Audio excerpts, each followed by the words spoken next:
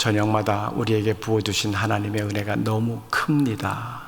힘들고 지쳐있는 우리 상황에 꼭 맞는 말씀들을 통해서 힘을 얻게 하셨고, 위로를 받게 하셨고, 평안을 채우게 하셨고, 또 소망이 우리 가운데 있음을 확인시켜 주심으로 다시 일어나게 하셨습니다. 오늘 이전에게도 연속되는 같은 주제, 이 가을 저녁 기도의 주제가 살아나리라, 이 말씀이 있는 본문이 오늘 저녁의 본문입니다. 하나님께서 이 말씀을 통해서 우리에게 큰 은혜 주실 줄 믿습니다. 오늘 본문은 에스겔 선지자가 본 환상의 장면입니다. 에스겔이 선지자로 활동하던 시대는 이스라엘 백성들이 바벨론의 포로로 잡혀와 있던 때입니다. 포로로 잡혀와서 보니까 자신들의 삶이 얼마나 비참한지, 고향에 있을 때가 얼마나 좋았던지, 이런 생각들이 교차하면서 매일 눈물을 흘립니다. 눈물로 세수를 할 정도입니다. 그러나 예루살렘으로 돌아가게 되겠지 기대하는 마음을 가지고 있으나 고국으로 돌아갈 수 있는 현실적 상황, 기미가 도대체 보이질 않습니다. 어쩌면 이 상황은 이스라엘 백성들에게 있어서는 총체적 절망입니다. 정치적으로도 다시 바벨론을 이길 힘이 없습니다. 사회적으로도 뭔가 연결고리 다 끊어졌습니다. 심지어 종교적으로까지 우리가 이제 하나님을 섬기던 예루살렘 성도 다 무너져 버렸고, 성전도 회파되어 버렸고, 제사 드릴 공간마저 남아있지 않다. 이스라엘 백성들이 힘을 얻을 수 있는 원천이 되는 장소가 예루살렘 성전이었는데 그거 빼앗겼습니다. 빼앗긴 정도가 아니고 무너져 버렸습니다. 그런 상황, 어디서 희망을 볼 수 있습니까? 어디서 용기를 찾을 수 있습니까? 말 그대로 총체적 절망입니다. 이런 상황 속에서 하나님은 에스겔에게 환상을 보여주신 거죠. 하나님은 에스겔을 데리고 골짜기 가운데 세우시고 골짜기 사방을 보게 하십니다. 에스겔이 둘러보니까 그 골짜기 가득 찰 정도로 죽은 사람들의 뼈가 있었는데 그 뼈가 아주 말라 비틀어질 정도의 수분이 싹 빠져버린 그런 뼈였습니다. 오래됐다는 거지요. 이 뼈 자체가 사실 절망입니다. 사실 우리 무덤을 본다라고 하는 것은 생명을 보는 것 아니잖아요. 더군다나 그 무덤 속에 있을 뼈를 우리가 상상해 본다면 그 뼈 이제 완전히 끝난 상태죠. 그 뼈가 어떻게 스스로 무덤 밖으로 나온다라고 생각할 수 있습니까? 또 바깥에서 파묘라고 하는 영화 제목도 있는데 무덤을 파서 뼈를 밖으로 꺼낸다 한들 그 뼈가 살아난다라고 누가 생각하겠습니까?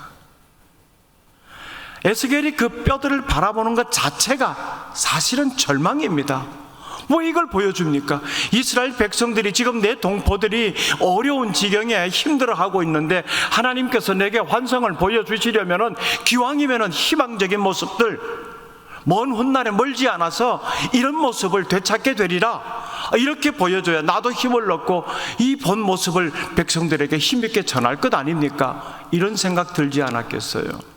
근데 왜 말라 비틀어진, 도대체 뭘 어쩌겠다고 하나님은 이것을 내게 보여주시는 겁니까? 그런 생각 들었겠지요. 그럼 왜 하나님은 에스겔에게 이 뼈들이 있는 골짜기로 인도하셨고 그 뼈들을 보게 하셨을까요? 그 이유는 단 하나입니다. 하나님이 사랑하시는 자들이 지금 이 뼈의 상태로 되어 있기 때문입니다. 하나님이 사랑하는 자들이 이 뼈의 상태로 되어 있기 때문에 에스겔에게 그걸 보여줍니다. 사실 이 뼈는 이스라엘 백성들이 처한 현실적 상황을 말하고 있는 거지요. 백성들 스스로도 우리는 이제 절망이다, 모든 소망이 다 끊어졌다 하는 겁니다. 그런데 하나님은 그 백성들, 소망이 끊어진 백성들을 사랑하고 있다라고 하는 메시지를 던지는 겁니다. 그런데도 쉽게 에스겔은 하나님의 이 마음을 헤아릴 수 없습니다. 왜? 현실이 너무 비참하기 때문이에요.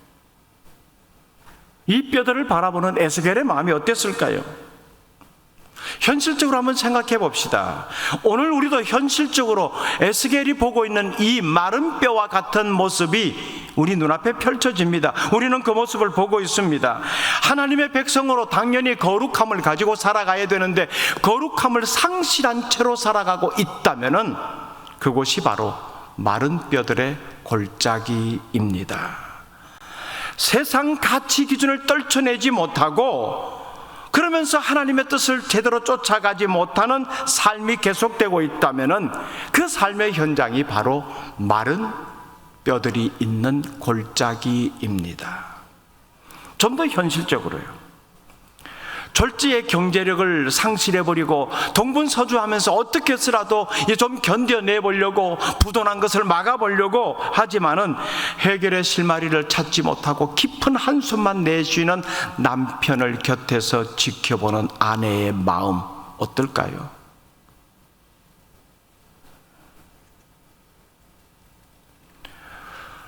새로운 가게 하나 차려보겠다고 여기저기 다니면서 돈을 빌려가지고 겨우 가게 문을 열었는데 그 돈을 갚기도 전에 문을 닫아야 되는 이 현실 앞에 서 있다면은 그 현실이 어떻게 보여지겠냐고요? 거기에 무슨 희망이 있겠습니까?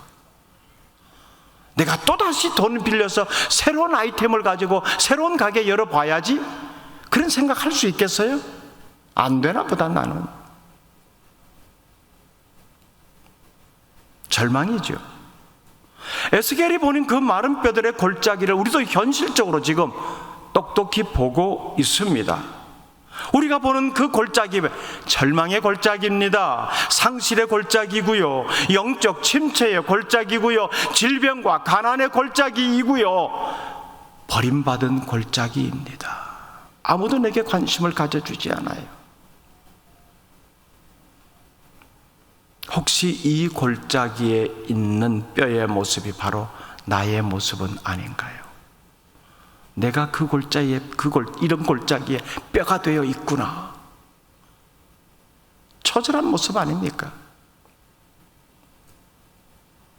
이보다 더 고통스러운 골짜기가 있을까요? 이보다 더 절망스러운 상황이 있을까요? 분명 골짜기는 고통스러운 장소임에 틀림이 없습니다. 하지만 아직 절망할 장소는 아닙니다. 왜요? 말씀드렸죠. 왜 하나님이 에스겔에게 이 마른 뼈들의 골짜기를 보게 하시느냐? 하나님의 사랑하는 자들의 모습이 이대로, 이 상태로 되어 있다는 겁니다. 그러면 이 절망의 상황을 보는 에스겔이 가져야 될 마음입니다. 하나님의 마음이 여기 계시는구나 하는 걸 보아야 되죠. 그러기에 고통의 골짜기가 분명하지만은 아직 절망할 장소가 아니라는 겁니다. 하나님이 그 마른 뼈들이 있는 골짜기에 여전히 계시기 때문입니다. 하나님이 사랑하는 자들이 있는 곳입니다. 여러분, 하나님이 사랑하는 자들이 있는 곳은 생기발랄하고 팔팔 뛰고 어떤 무거운 것도 번쩍번쩍 들어올리고 성큼성큼 걸어가는 건강한 이런 모습이 있는 곳에만 하나님이 계시는 곳이 아니에요. 지금 하나님의 마음이 어디를 향하고 있는가 하면, 하나님의 시선이 어디를 보고 있는가 하면, 하나님 자신이 어디에 거하고 있는가 하면 마른 뼈들의 골짜기에 거하고 있다는 겁니다. 하나님의 사랑이 지금 거기에 가 있다는 거죠. 이것 보면 하나님의 사랑이 역설적이란 것 알 수 있습니다. 모든 사람에게 잊혀지고 버림받은 마른 뼈, 발길에 채이면 재수 없다고 오히려 집어서 멀리 집어 던져버릴 그런 상태, 그 상태에 하나님이 거기 계시고 그 모습을 사랑하신다는 거예요. 하나님은 그런 마른 뼈들에게, 소망 없는 그런 상태에 있는 자들에게 은혜를 베푸십니다. 하나님이 에스겔에게 이 장면을, 이 상황을 보게 하신 후에 이렇게 물으십니다. 인자야, 이 뼈들이 능히 살겠느냐? 이게 질문이 됩니까? 이게 질문이 되냐고요? 뭔 가능성이 보여서 인자야, 네 눈에 이게 지금 조금 가능성이 보이겠느냐? 어느 구석에서 네가 발견한 거 뭐 하나 있느냐? 이렇게 물으신다면은 제가 찾아볼게요, 조금만 기다려보세요 라고 할 수 있는데, 이미 에스겔은 판단했습니다. 이거 절망이다, 100% 끝난 거다. 그런 마음을 갖고 있는 에스겔에게 하나님이 질문을 던지십니다. 인자야, 이 뼈들이 살겠느냐? 여러분들이 우리 지역에 있는 5.18 묘역에 우리 교육자들이 1년에 한 번씩은 꼭 갑니다.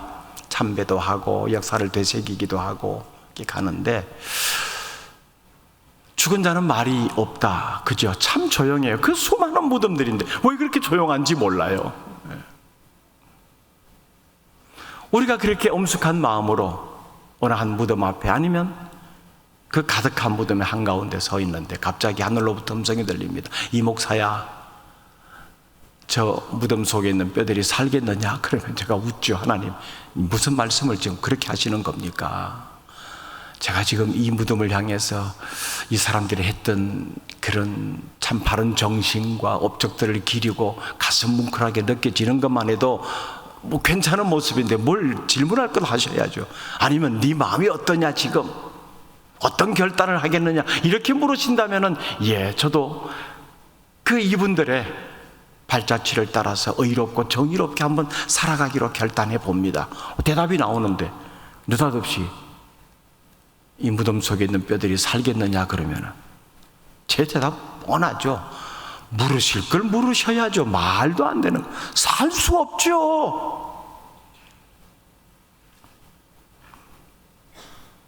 여러분의 대답도 마찬가지일 거예요. 그런데 에스겔은 이렇게 대답합니다. 주께서 하십니다. 뭔가 묘한 뉘앙스를 남겨놓습니다. 그런데 왜 하나님께서 말도 안 되는 이런 엉뚱한 질문을 하실까요? 이걸 우리가 잘 헤아릴 수 있어야 돼요. 마른 뼈들을 살리고 싶어하는 하나님의 안타까운 마음이 이 질문 속에 들어 있습니다. 이 뼈들이 살겠느냐라고 물었지만은 사실 하나님께서 직설적으로 하시고 싶은 말씀은 내가 이 뼈들을 살리고 싶다, 이거예요. 그러므로 이미 이 질문은 하나님께서 이 뼈들을 살리기로 작정하시고 물으시는 겁니다. 하나님의 시각은 우리 시각과 다르잖아요. 여러분 이거 믿으시죠? 하나님의 시각은 우리의 시각과 다릅니다. 그러면 하나님의 생각은 당연히 우리의 생각과 다르고요, 하나님의 계획하신 일을 이루어가는 방법도 우리의 방법과는 전혀 다릅니다.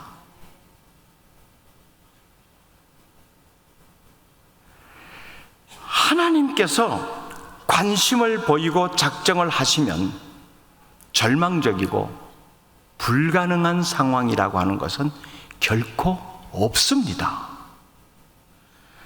마태복음 19장 26절의 말씀입니다. 사람으로는 할 수 없으되 하나님으로서는 다 할 수 있느니라. 하나님으로서는 어떻게 해요? 하나님으로서는 어떻게 해요?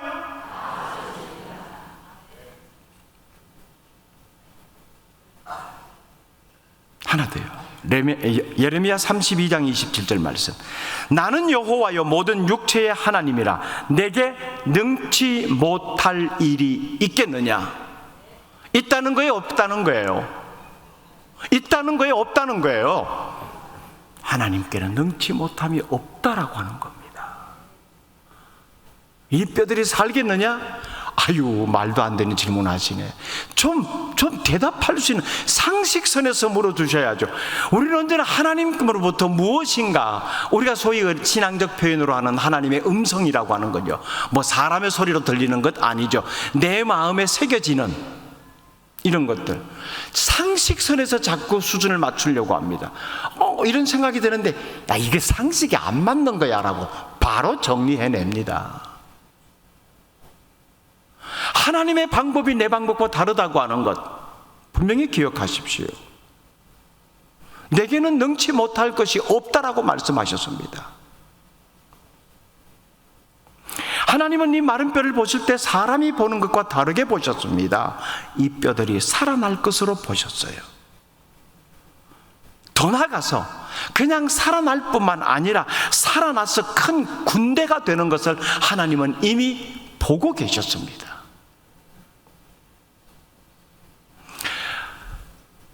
어제 저녁에 우리가 부른 찬양곡 중에 이런 가사가 있었죠. 모든 시선을 주님께 드리고 하나님을 느낄 때 하나님께서 일하기 시작하시네.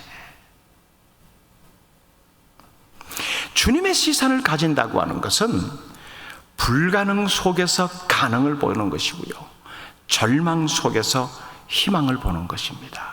그래서 우리에게 주님의 시선이 필요한 거예요. 그래서 그 시선을 나도 따라가기를 원하는 겁니다. 그 시선만 따라가면 상황이 이렇게 됩니다. 반전의 역사가 일어나는 거예요.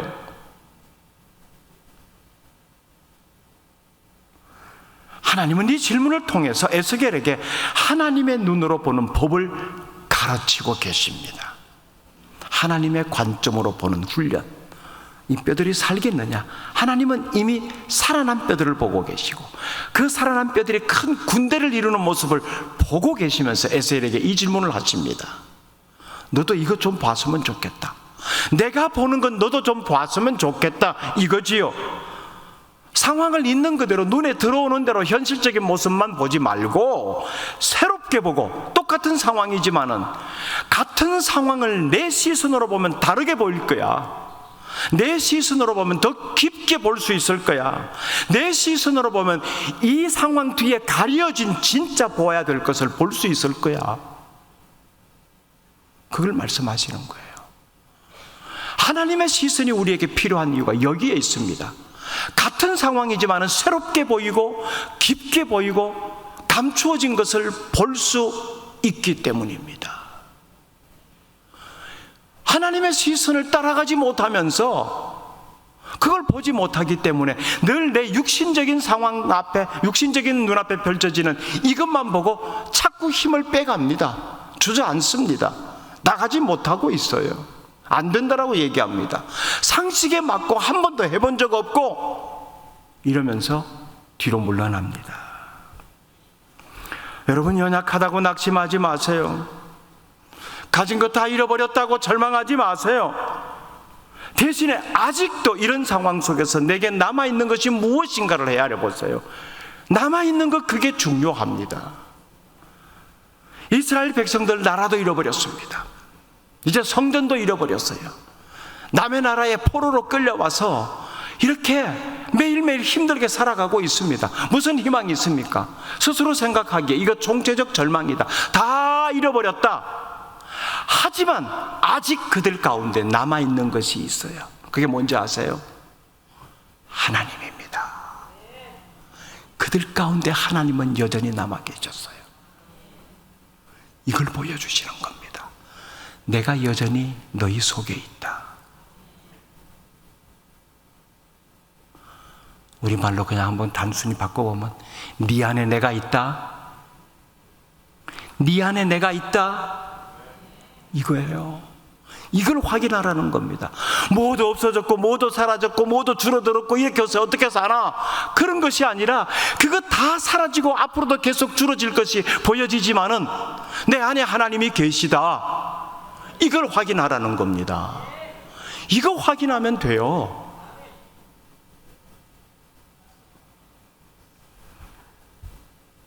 그렇게 여전히 내 곁에 계신 하나님, 얼마나 좋은 분이십니까?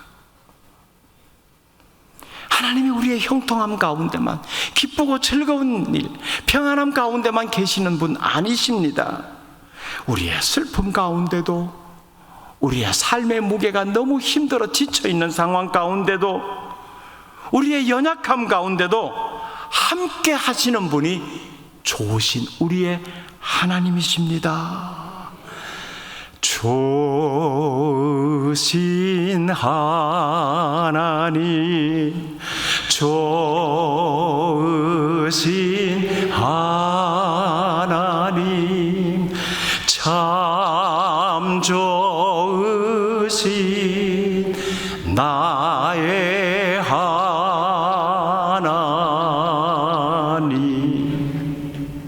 네 안에 내가 있다. 그분 참 좋으신 하나님이십니다. 이런 절망 가운데서 살아나는 유일한 가능성 혹은 유일한 소망은 하나님께만 있습니다. 이스라엘 백성들이 이 총체적 난국 속에서 살아보려고, 일어서 보려고 무슨 노력을 안 해봤겠습니까? 그런데 안 됩니다. 안 돼요. 너희들이 처한 상황은 정말 그야말로 니네들이 생각하는 대로 총체적 절망이라는 것을 먼저 확인시켜 주셨습니다. 이거 이제 끝났지? 예, 끝났습니다. 제가 두 눈으로 꼭 확인 안 했어도 이미 제 생각 속에는 끝났다라고 여겼는데 굳이 또 확인까지 시켜주시니까 뭘 이런 것까지 확인시켜 주세요 하는 마음이 에스겔 마음속에 있었을지 몰라요. 그렇게 선을 그어버린 에스겔을 향해서 이 뼈들이 살겠느냐라고 하나님이 물으시던 거죠. 하나님은 결코 마른 뼈들을 포기하지 않으셨습니다. 여러분, 하나님을 믿는 백성은요, 어떤 상황에서도 절대로 포기해서는 안 됩니다. 여러분, 포기는 딱 한 곳에서만 사용하세요. 배추를 셀 때만.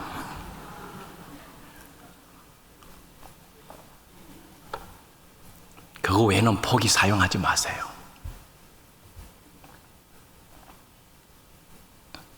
인간의 끝은 하나님의 시작입니다.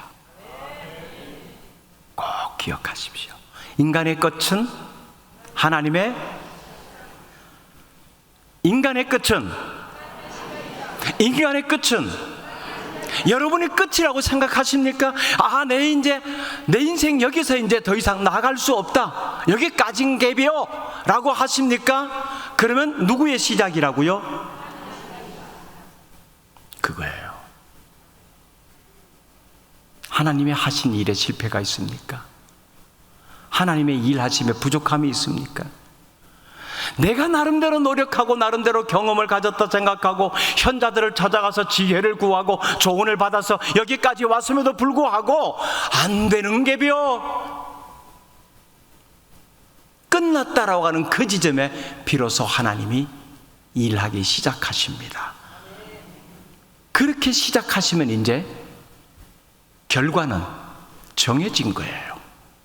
하나님의 일하심의 결과니까요.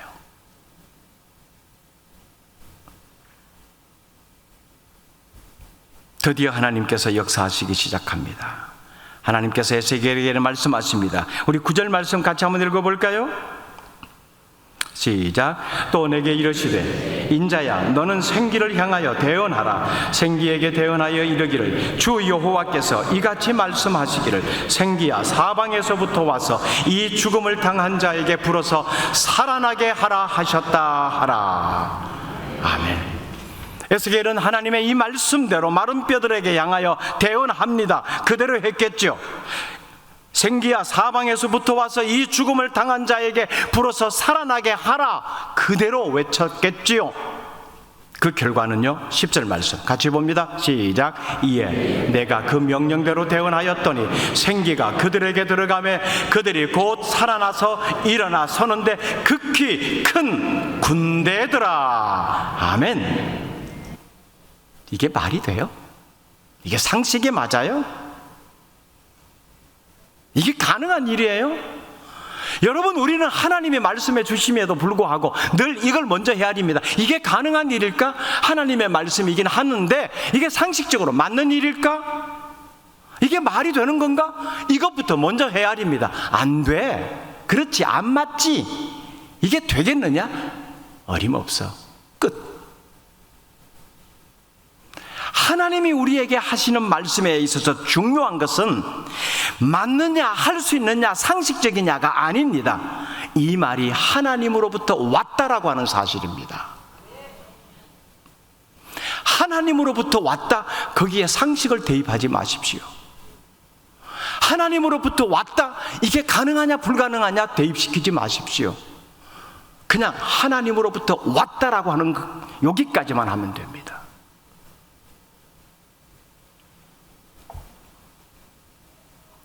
에스겔이 이렇게 대언하자 기적 같은 일이 눈앞에서 벌어집니다. 뼈들이 연결됩니다. 수분기 다 빠져버린 뼈들이 하나씩 맞춰진다.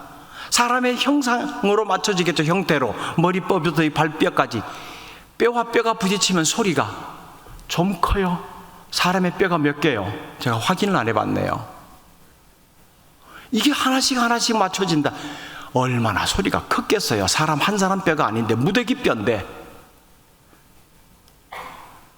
그렇게 뼈가 다 맞춰지더니 힘줄이 생깁니다.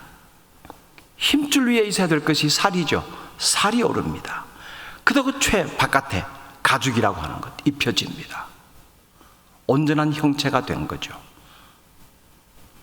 제가 이 장면을 읽을 때마다 꼭 이건 누가 영화로 안 만드나? 진짜 멋진 장면을 이렇게 몰입감 100%일 겁니다. 뼈와 뼈가 하나씩 머리뼈부터 목뼈, 등뼈, 가슴뼈, 갈비뼈, 와 꼬리뼈, 다리뼈, 발가락뼈 다닥다닥다닥다닥다닥다닥 그다 힘줄이 그냥 붙어지는 거 축축축축축축축 붙여지고 우와 이거 뭐 요새 뭐 최신 SF 영화보다 비교가 안 되는 이 장면이 나올 것 같아요. 넷플릭스에다 전화 한번 해봐야겠어요.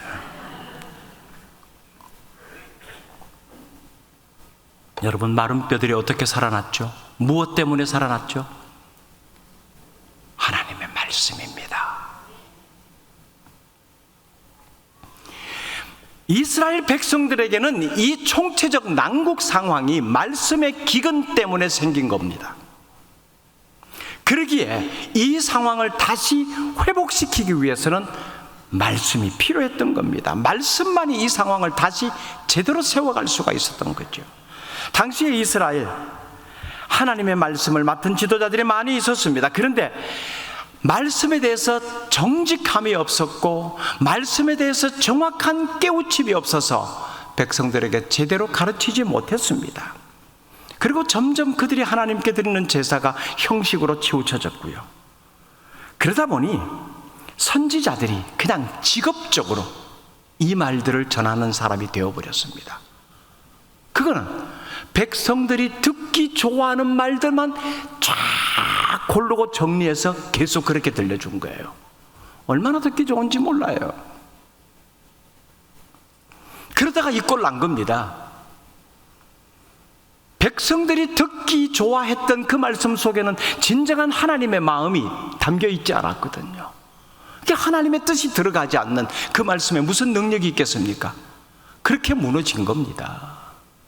그런데 이 말씀이 얼마나 귀한 말씀이고 이 말씀 속에 뭐가 들어있는지를 하나님은 에스겔에게 뼈들을 향하여 대언하라 하고 그렇게 바뀌어져가는 상황을 통해서 확인시켜 주셨습니다.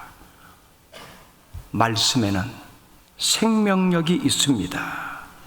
그래서 그 말씀 속에만 소망이 있는 거예요. 생명이 있어야 소망이 있습니다. 생명이 없는 어떤 것에도 소망이 없습니다. 여러분 세상에 어떤 것, 정치가 생명이 있습니까? 물론 뭐 정치는 살아있는 생물이라고 표현을 하기도 합니다만 이게 생물이 요상한 생물이에요. 아주 기형적이고 변이가 심한 이런 생물들이 돼 있어요. 이거 잘못 건드리면 죽어요. 독을 가지고 있는 거잖아요. 제대로 된 생명은 사람을 살리는 겁니다. 그 생명에만이 소망이 있다는 것은 사람을 살리기 때문에 그렇습니다. 말씀엔 또 쪼개는 능력이 있죠. 그뿐 아닙니다. 연결시키는 능력도 있습니다. 이 말씀 때문에 뼈와 뼈들이 맞물리기 시작했고 힘줄로 연결되기 시작했잖아요.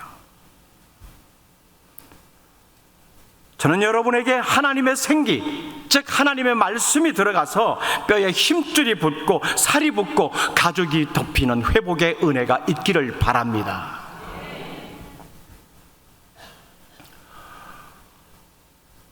제가 좀처럼 개인적인 얘기를 강단에서 잘 안 합니다. 가끔 이제 뭐 한 토막씩 하긴 했는데, 여러분들이 목사 이종빈에 대해서는 웬만큼 알고 있는 것으로 저도 느껴지는데, 인간 이종빈에 대해서는 너무 모르시더라고요. 뭐 교회 바깥의 사람들은 더더욱 모르고요. 그분도 목사 이종빈에 대해서는 웬만큼 아는데 인간 이종빈은 너무 몰라요.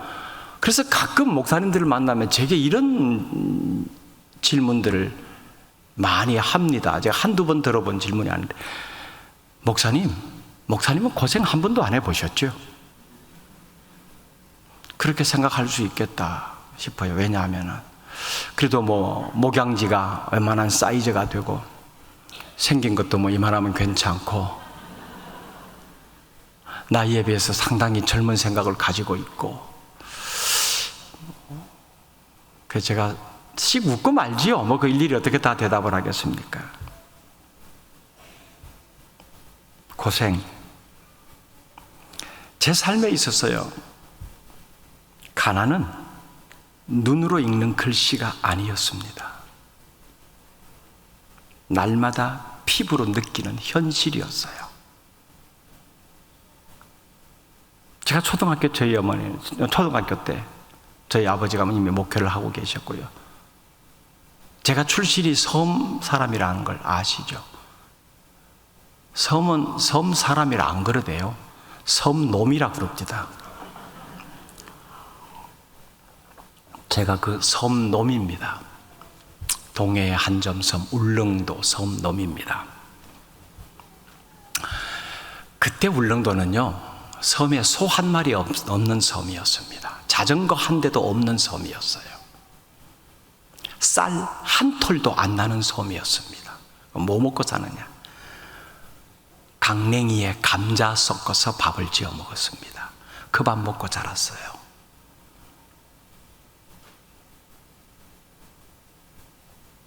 돈을 벌어야 되는데 뭘 하면서 돈을 벌겠습니까? 남편은 그 섬에 자그마한 교회 전도사로 목회를 하고 있고, 텃밭에 온갖 채소를 키워서 그 채소 뽑아서 조금 더 큰 동네로 행상 나가서 팔아서 공책도 사고 연필도 사고, 그래서 공부를 했습니다. 제가 7살 때부터 할머니를 따라서 새벽 기도 나갔어요. 신앙이 꽤 좋았죠. 신앙이 좋아서가 아니라 그때 저희 할머님이 시력이 좋지 않았기 때문에 성경 찬송을 빨리빨리 못 찾아요. 그래서 제가 꼭 같이 모든 공적인 어른 예배 동행을 해서 옆에 같이 앉아서 찾아드려야 했습니다. 그래서 저는 7살 때 벌써 성경 66권 차례를 다 외우고 있었어요. 머리도 꽤 괜찮았습니다.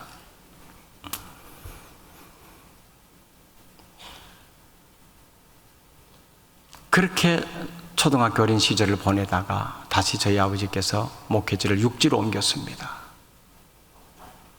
섬이었지만은 그래도 제가 섬을 떠나기 몇 해 전에 전기가 들어왔어요. 조그마한 수력 발전소가 하나 생겨서 신기하고 놀라워서, 이게 전기구나 라고 그 혜택을 받으면서 그래도 몇 년을 지냈는데, 육지로 나와서 이사간 동네 전기가 없는 동네였습니다.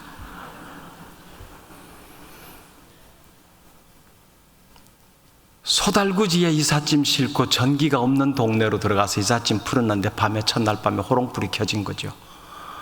이것도 참 웬일입니까? 아니, 이사를 가면 좋은 데 가야지 왜 육지로 나왔는데 무슨 호롱불이 있는 동네로 들어왔나. 아무튼 그렇게 또 그 남은 초등학교 시절을 지내고 조금 더 큰 도시로 나왔습니다. 중학생이 되고 고등학교 시절을 보내게 됩니다. 근데 중학교 때 장래 희망을 적어내라는데 별 생각 없이 그냥 목사라고 적었어요.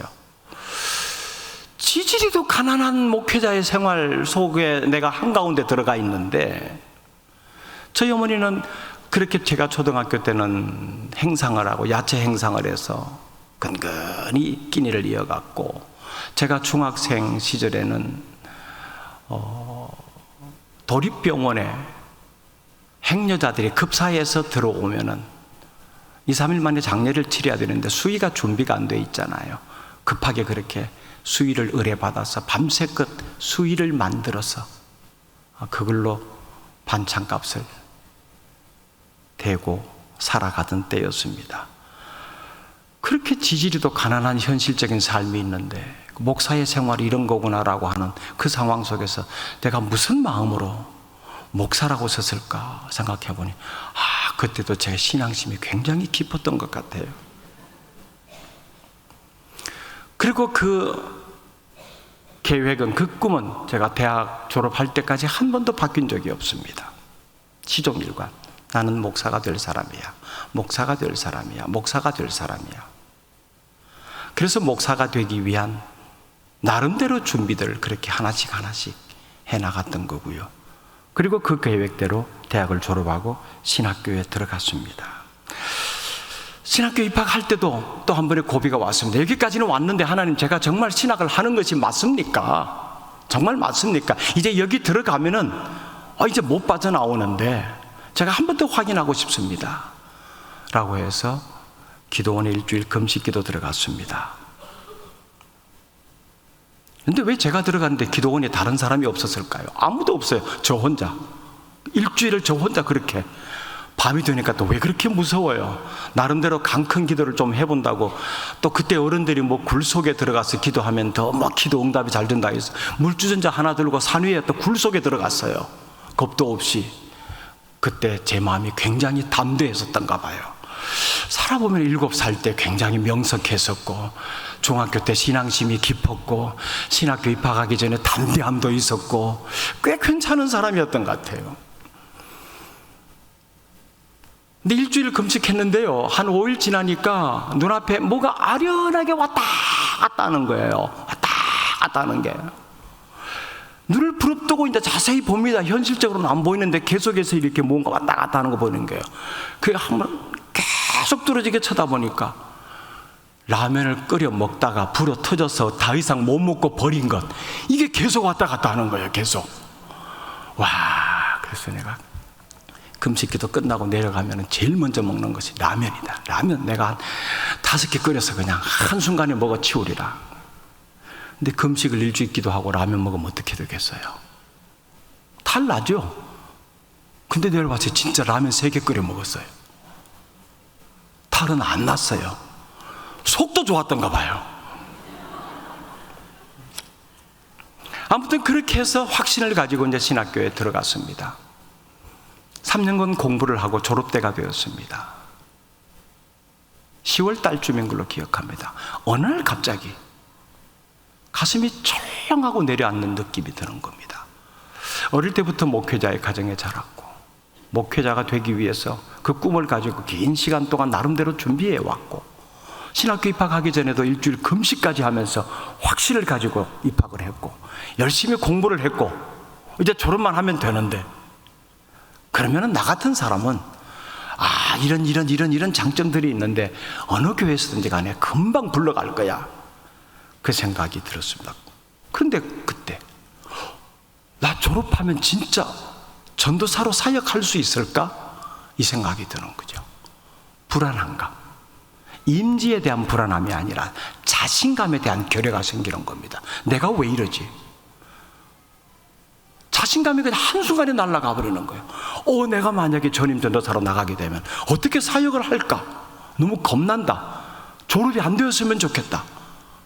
1년 더 공부할 수 없나? 이런 생각이 막 드는 겁니다. 그때 천안에 있는 어느 한 교회로부터 연락이 왔습니다. 그 교회 제 1년 선배되는 전도사님이 먼저 가 계셨는데 그분이 제게 연락을 준 거죠. 이 전도사, 내가 이런 기사를 봤는데 우리 교회에 올 생각 없어요?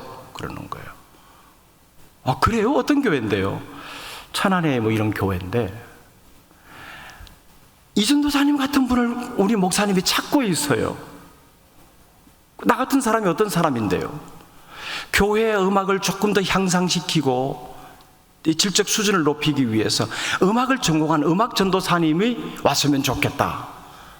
좀 찾아보라라고 교육자들에게 말했다는 거예요. 근데 이제 그때 딱 제 생각이 나더라는 겁니다. 제가 그때 음대를 졸업하면서 좀 기사가 난 음악 잡지에 제 기사가 난 것이 있었어요. 그걸 보았던 모양이에요. 그래서 이 친구가 신학교 들어왔다, 장신대 들어왔다, 이렇게 눈여겨보고 있다가 그렇게 제안을 한 겁니다. 그래요? 내게 꼭 맞는 곳이네요. 가지요. 그래서 이렇게 사역을 할 수 있는 곳이 있구나. 음악이라면 내가 자신 있는데 라고 생각을 하고 내려갔습니다. 얼마나 기뻤는지 몰라요. 근데요, 내려갔는데 사택이 없어요. 사택이 지금 짓고 있대요. 결혼한 지 2달 돼가지고 신혼살림 다 끌고 갔는데 그 신혼살림을 교회 1층 유년부실 한 켠에다가 세워놓고 안에는 친정가 있고 저는 담임 목사님 그 사택 방 한 칸에서 잠을 자면서 사역을 합니다. 초짜 전도사가 담임 목사님 사택에서 같이 출근하고 밥 먹고 퇴근하고, 이건 군대보다 더해서요. 와. 그래서 일주일 딱 하고 도저히 못 견뎌서 제가 선배 전도사님한테, 전도사님 상황이 이러니 제가 도저히 못 견디겠습니다. 새벽 기도가 5시인데요 목사님이 한 4시 20분 되면 일어나서 준비해서 4시 반 되면 이제 가시는데 저는 4시부터 일어나서 세수하고 기다려야 돼요. 이 젊은 전도사는 그렇게 잠도 모자라죠. 긴장감 있는 데다가 도저히 못 살겠다 싶어서 전도사님께 얘기해서 나 안 되니까 여기서 좀 벗어나서 다른 데 거처를 좀 마련해 주시면 좋겠습니다. 그랬더니 불편해도 괜찮겠냐고. 괜찮다고 그랬더니 그럼 우리 집에서 지내자고. 너무 좋은 거예요. 근데 그 집에 가보니까 방 한 칸이에요. 그 방 한 칸에 3분의 2는 방으로 쓰고 3분의 1은 농으로 막아놓고 그 뒤쪽에 책상 갖다 놓고 이제 일을 하고 있는 거예요. 그 농 뒤편 책상 있는 쪽에 이제 제 공간이 되는 겁니다. 주말이 되면 제 아내가 이제 예배 드리러 올라와요. 그러면은 농 이쪽 3분의 1은 그 전도사님 부부, 농 뒤쪽에 3분의 1은 우리 부부, 이렇게 그 한 칸에서 신혼을 또 그렇게 보냈어요. 이게 재밌는지 웃기는 이야기인지 참 그랬어요. 아무튼 그렇게 음악 전도사로서 참 재미있게 사역을 했습니다. 그러던 차에 서울에 있는 큰 대형 교회에서 매주 목요일마다 1000여 명의 청소년들이 모여서 찬양 집회를 하는데 와서 인도자가 되어줬으면 좋겠다. 전임자가 유학을 갔는데 후임자를 찾는데 이 전도사님이 적격자로 여러 사람들이 추천을 해서 그러는데 좀 와줄 수 있겠냐고. 그래서 제가 여기 사역이 너무 재미있는데요 굳이 갈 이유가 있겠습니까 하고 안 갔습니다. 선임 목사님, 선임 부목사님이 연락을 줬어요. 그래 아마 그렇게 보고를 했는 모양이에요. 아니 지방에 한 600-700명 정도 되는 교회에서 사역하는데 서울에 10,000명 되는 교회에서 오라 그러는데 안 간다 그러니까 이 친구는 뭐 하는 친구야? 이렇게 된 거예요. 담임 목사님이 직접 전화를 주셨어요. 나 아무개 목사요. 오시오. 다른 말 하지 말고 내일 모레 우리 장로님들하고 트럭 보낼 테니까 짐 사서 오시오. 일방적으로 딱 말하고 끊었습니다. 기도할 시간을 딱 이틀밖에 안 주시더라고요. 그래서 기도를 하고 담임 목사님하고 상의를 해서 죄송합니다 하고 그렇게 이제 그 교회에 부임해서 매주 목요일마다 한 1000여 명의 청소년들을 모아가지고 그게 모인 자리였죠. 그렇게 찬양 집회를 인도했습니다. 너무 기쁘고 즐거웠습니다. 뜨거웠고요. 아무튼 우리나라의 경배와 찬양이 막 이렇게 붐이 일고 발전할 때 그때 한 축을 이루었죠. 교회에서 찬양 집회를 하는. 근데 너무 그렇게 젊은 나이에 열심히 하다 보니까 번아웃이 되어서 좀 쉬어야 되겠다. 또 공부도 좀 하고 싶은 공부가 있어서 그래서 유학을 결심하고 유학길에 오릅니다. 여기까지가 시즌 1입니다.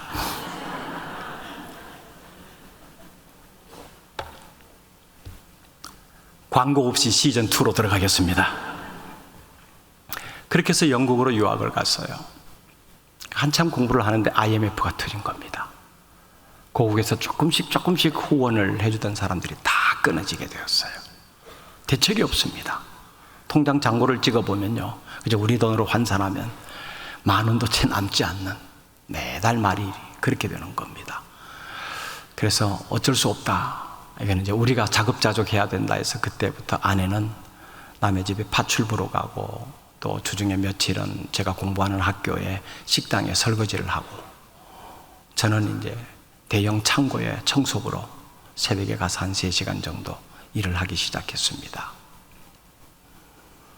한국에서 잘 나가던 목사였는데, 매주마다 1,000명을 대상으로 집회를 하던 목사였는데 졸지에 청소부로 전락했고, 잘 나가는 목사의 고귀한 아내였는데 졸지에 파출부가 된 겁니다. 그래도 그게 그렇게 원망스럽지는 않았어요. 무슨 영문에서든지 그게 그렇게 내가 이런 일을 해야 돼, 그런 생각은 들질 않았어요. 아무튼 기쁨으로 일을 참 재밌게 했습니다. 그러다가 또 다른 관심의 영역에 공부를 좀 하기 위해서 미국으로 건너갔습니다. 근데 공부를 하면서 약간의 이민 목회도 좀 경험했는데, 거기서 이민 목회의 쓴맛을 제대로 봅니다. 상상을 초월하는 성도들의 신앙 수준입니다. 재직회를 합니다. 목사님 그렇게 하다가 조금 수틀리고 자기 마음에 안 들면 헤이 미스터리, 그 목사가 없어요. 바로 그렇게 나옵니다.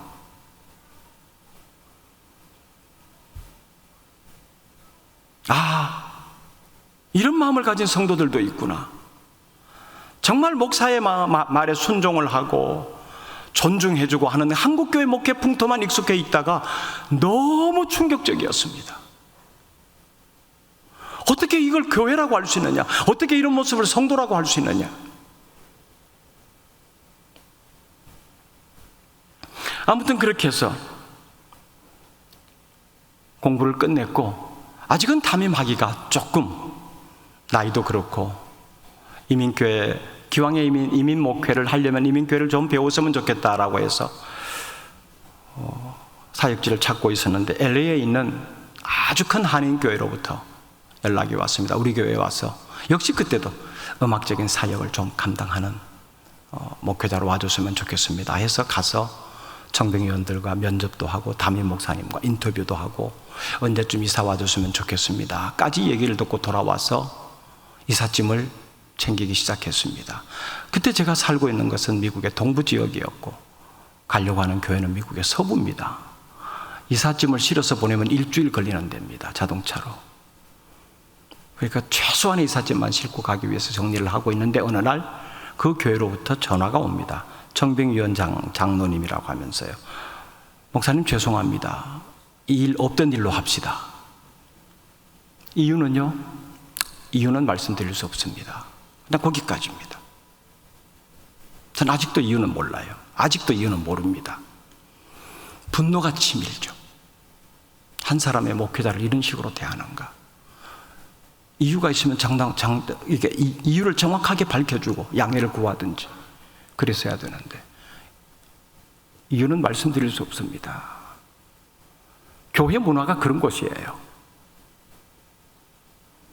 정말 상식이야에 이런 모습에 아내와 제가 너무 마음이 상했고, 제 마음에는 분노가 일고요, 어떻게 할 수가 없었습니다. 아무 일도 못했습니다. 그러다 며칠 지난 다음에 마음을 추스리고, 내가 할 것은 그저 엎드려 기도하고 말씀 앞에 서는 일밖에 없다라고 해서 말씀을 가까이 그렇게 하게 되었습니다.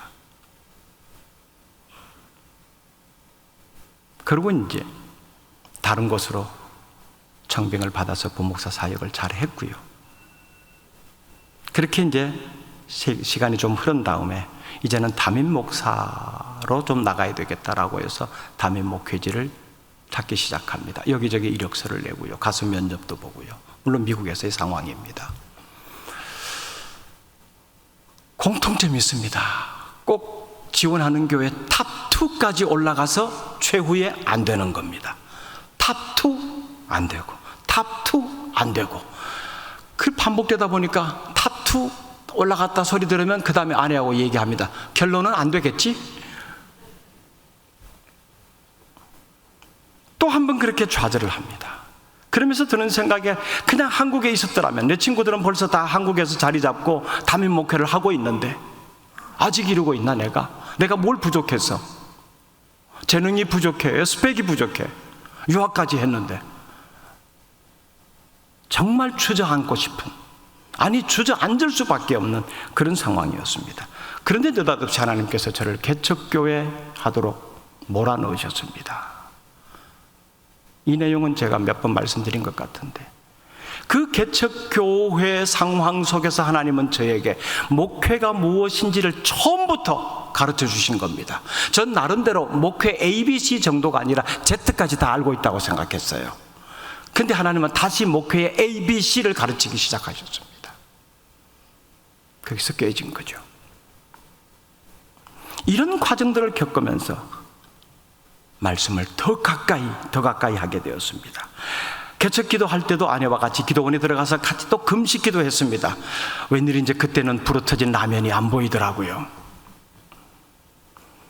그때 금식 기도하면서 하나님께서 제 마음속에 담아두신 말씀은 이겁니다. 사도행전 5장 29절 말씀이었습니다. 사람보다 하나님을 순종하는 것이 마땅하니라.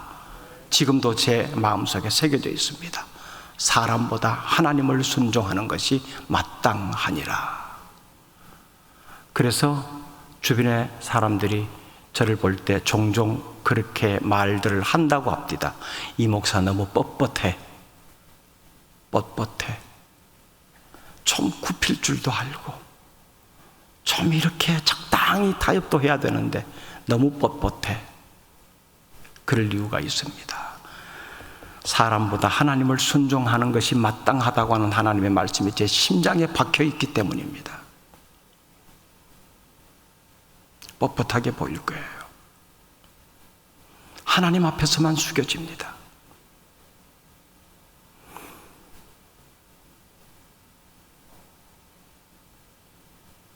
그렇게 고생하신 목회자의 아내였던 저희 어머니, 계속해서 제 유학 생활에 조금이라도 불편할까 봐 뭐라도 어떻게 해서라도 조금이라도 학비를 더 보태주시려고 애를 쓰셨고, 유학 중에도 저희 아버님이 이제 목회에서 은퇴를 하시고 연금을 받으시는데 그 연금 타서 제 유학 학비 많이 보태주셨어요. 너무 성구하죠. 그랬더니 어머님이 제가 우리 광주 베델교회 부임하고 3년 만에 돌아가셨습니다. 외국에 있는 그 시간과 여기 와서의 3년, 한 20여 년 이 기간 동안 저는 어머님의 얼굴을 뵌지는 손가락으로 꼽을 정도입니다. 너무 아쉬운 마음이 제게 있어요. 아들로 보기보다도 하나님의 일꾼으로 보고 그렇게 뒷바라지 해주셨는데 라고 하는 그 마음의 고마움이 아련하게 계속 남아 있습니다. 여러 약한 상황 속에서 하나님이 나를 어떻게 만지셨고, 다시 어떻게 힘을 주시고 이렇게 세우셨고, 무엇을 보게 하셨는지, 이게 너무 감사한 거죠. 여러분, 하나님은 우리가 연약할 때 더욱 강하게 역사하십니다. 목사님 고생 안 해보셨죠? 고생요? 책 전집으로 쓸 수 있어요. 고생한 걸 굳이 고생했다고 티를 내야 되나요? 현실적으로 고생이었을 망정 그 고생 속에 임한 하나님의 은혜가 더 크기 때문에 고생의 티가 다 덮이는 거예요.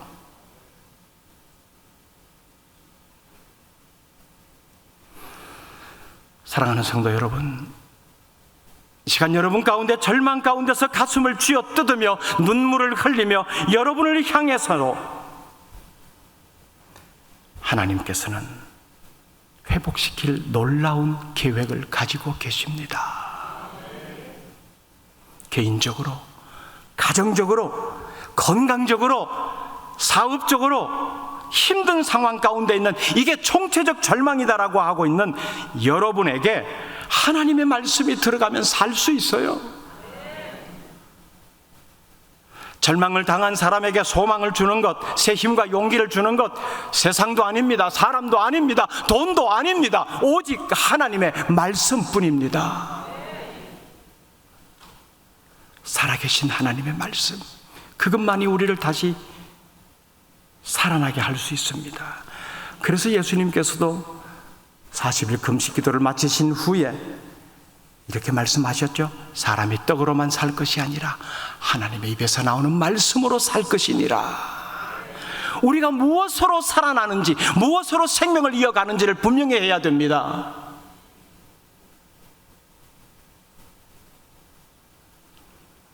오늘 우리의 삶의 진정한 변화는 그 생명력 있는 소망을 주는 하나님의 말씀이 들려질 때 시작되고, 바로 거기에서 생명의 역사가 시작되는 거예요. 무엇 때문에 낙심하십니까? 믿음에는 절망이 없습니다. 믿음에는 포기가 없습니다. 포기는 언제 사용한다고요?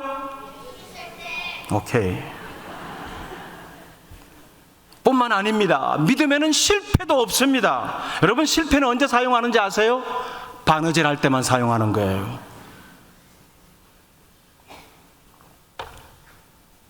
말씀을 맺습니다. 여러분, 생기를 향하여 대원하십시오. 생기야, 사방에서부터 와서 절망 속에 있는 내 영혼에 불어서 나를 살게 하라. 생기야, 사방에서부터 와서 무너진 내 가정의 온 식구를 다시 살게 하라. 생기야, 사방에서부터 와서 우리 광주 베델 교회가 서로를 향한 사랑으로 충만한 공동체가 되게 하라. 생기야, 사방에서부터 와서 다음 세대의 신앙 개성이 아름답게 이루어지도록 하라. 이것만이 우리를 살릴 수 있습니다. 하나님의 말씀이 우리 주변에 언제나 있습니다. 그 말씀을 가지십시오. 그 말씀을 가지고 명하십시오. 그 속에 생명이 있습니다. 이 생기가 들어가서 침체된 여러분의 영혼이 회복될 수 있기를 바랍니다. 이 생기가 들어가서 하나님을 더 깊이 경험하고 만나기를 원합니다. 이 생기가 들어가서 무너진 삶이 다시 세워질 수 있기를 바랍니다. 이 생기가 들어가서 나만 사는 것이 아니라 우리 모두가 다 영적인 강한 군대가 되어서 하나님께 더 크게 쓰임받을 수 있기를 간절히 바랍니다. 기도하겠습니다. 하나님, 침체된 우리의 영혼, 주저앉은 우리의 삶, 아무것도 할 수 없다라고 포기되어 있는 우리의 모습, 하나님의 시선은 여전히 우리를 향하고 있음을 확인합니다. 아니, 시선만 향하는 것이 아니라 하나님께서 이 상황 가운데 친히 와 계시다는 것을 확인합니다. 이 뼈들이 살겠느냐 물으시는 주님의 속뜻을 알게 되었습니다. 내가 살려주마, 내가 일으켜주마, 내가 다시 강하게 해주마. 감사합니다. 좋으신 하나님을 찬양합니다. 그 하나님만 바라보고 말씀만이 우리의 삶 속에 가득 차게 하여 주옵소서. 생기를 향하여 대언하는 담대함으로 내가 살아나고 주변을 살리고 교회를 세워나가는 우리 모두가 되게 하옵소서. 예수님의 이름으로 기도드립니다. 아멘.